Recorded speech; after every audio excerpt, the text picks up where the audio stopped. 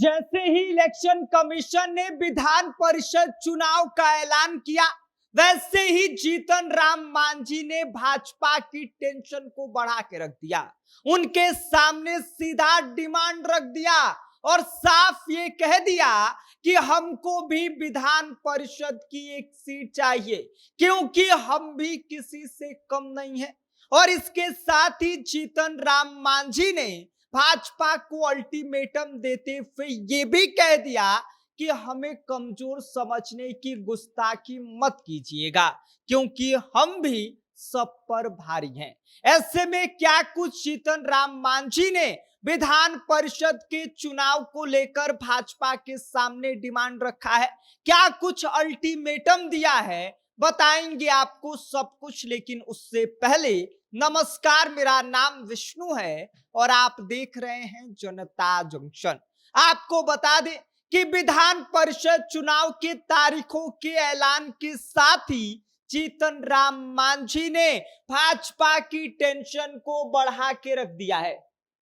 आपको बता दें कि जिसकी वजह से अब जो फॉर्मूला एनडीए गठबंधन में भाजपा ने जेडीयू के साथ मिलकर तय किया था, शायद अब उस सभी फॉर्मूले को बदलना पड़ सकता है, क्योंकि जीतन राम मांझी ने सीधा भाजपा को अल्टीमेटम दे दिया है और ये कह दिया है कि हम बहुत वक्त से अपनी मांगों को आपके सामने रख रहे हैं, लेकिन हमारी किसी भी मांग को सुना नहीं जा रहा है। सभी मांगों को नजरअंदाज किया गया।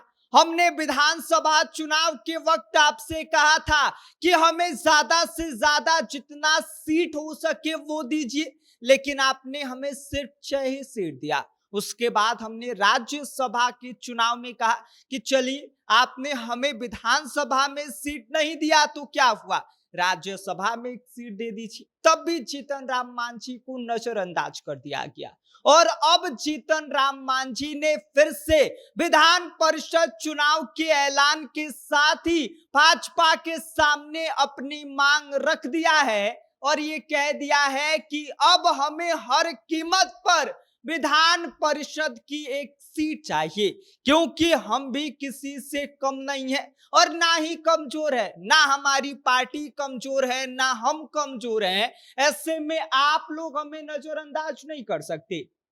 आपको बता दें कि जीतन राम मांझी ने इसको लेकर यह भी कहा है कि हम केंद्र सरकार के मंत्रियों से मुलाकात करेंगे, उनसे इस बारे में बात करेंगे, उनके सामने विधान परिषद की एक सीट को लेकर डिमांड रखेंगे। और इसके साथ ही उन्होंने ये भी कहा कि अगर वो लोग नहीं माने तो इसका नतीजा क्या होगा आपको पता ही है। इससे पहले भी कई बार जीतन राम मांझी एनडीए गठबंधन को जो है वो सीधा अल्टीमेटम दे चुके हैं और अब एक बार फिर से विधान परिषद के चुनाव के साथ ही मांझी जी ने भाजपा के सामने डिमांड भी रखा है और उनको अल्टीमेटम भी दिया है।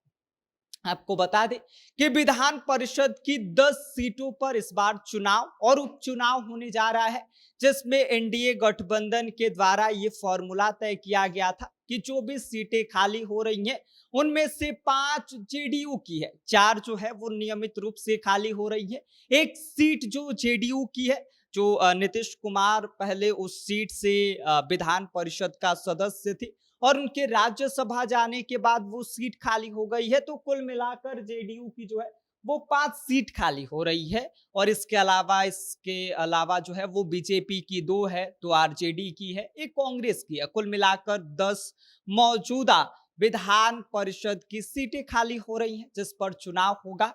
और अगर विधानसभा सीटों के अनुसार फॉर्मूला देखा जाए तो 9 सीट एनडीए को मिलेगी, जबकि 1 सीट आरजेडी के खाते में जा सकती है।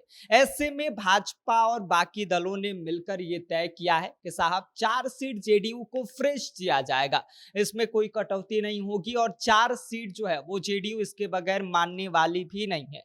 2 सीट भाजपा अपने पास रखेगी, 2 चिराग पासवान को दिया जाएगा, 1 उपेंद्र कुशवाहा के बेटे जो है दीपक प्रकाश उनको सिट करने के लिए रखा गया है, जिस फॉर्मूले में जीतन राम मांझी कहीं नहीं दिखाई दे रहे हैं, जिसको लेकर अब जीतन राम मांझी ने मीडिया के सामने खुले तौर पर भाजपा को अल्टीमेटम दे दिया है और ये कहा है कि हमें भी अब एक सीट चाहिए। अब आप चाहें जहां से भी एडजस्ट करिए, हमको जो है वो एक विधान परिषद में अपना सदस्य चाहिए, हमारी पार्टी का होना चाहिए और हम इसके बगैर मानने वाले नहीं हैं। लेकिन अब देखना ये दिलचस्प होगा कि क्या ये फॉर्मूला एनडीए गठबंधन के अंदर जो तय किया गया है, क्या ये फॉर्मूला बदलेगा? क्या जीतन राम मांझी को विधान परिषद की जो सीटें खाली हो रही हैं, उनकी पार्टी के किसी सदस्य को जगह मिलेगी या फिर नहीं मिलेगी? ये तय करना तो भाजपा और जेडीयू वालों को है, क्योंकि जीतन राम मांझी तो अपनी मांग रख चुके हैं, लेकिन भाजपा माने तो ना।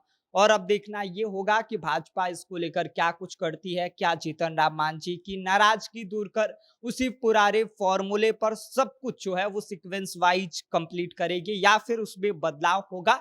ये देखना बड़ा ही दिलचस्प होगा। बाकी आपको क्या लगता है, क्या जीतन राम मांझी को विधान परिषद के अंदर जो है वो एक सीट मिलना चाहिए या नहीं मिलना चाहिए? इस पर अपनी राय हमें कॉमेंट कर दीजिए। आप देख रहे हैं जनता जंक्शन, मेरा नाम विष्णु है।